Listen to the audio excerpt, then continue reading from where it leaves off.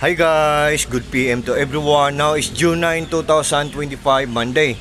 As you can see guys, sa video kong to, ipiplex ko ang doorbell namin guys. Sa lahat ng mga mahihilig mag-order ng mga parcels dyan guys, ang mga riders guys, magdo-doorbell na lang. Hindi nakakatok ng gate, hindi nasisigaw guys. Less hassle na lang guys. So, guys, the moment of truth guys, look at guys. Tingnan nyo. Ang mura-mura lang, affordable lang, hindi kamahalan, tapos good pa ang quality. Ito guys please use the doorbell. Yan. Pakinggan nyo guys. Yan. Tapos, ang puti, doorbell guys, nandyan sa link ko.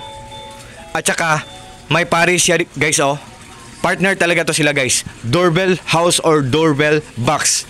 For just in case na mag-ulan guys, hindi siya mababasa. So, nandyan din sa link ang doorbell box or doorbell house guys. So, sa lahat ng mga interesado dyan, guys, sa lahat ng mga interesado dyan, especially na sa mga friends ko, sa mga mahihilig mag-order ng mga parcels, sa mga maraming bisitang darating sa bahay, everyday, guys, just trust me, just click my link and just try guys, subukan nyo lang. Pag nag-order kayo sa products na to, dalawa to, doorbell at saka doorbell box, pag nag-order kayo guys, for sure guys, talagang hindi kayo mag-regret, for sure talagang hindi kayo maghihinayang.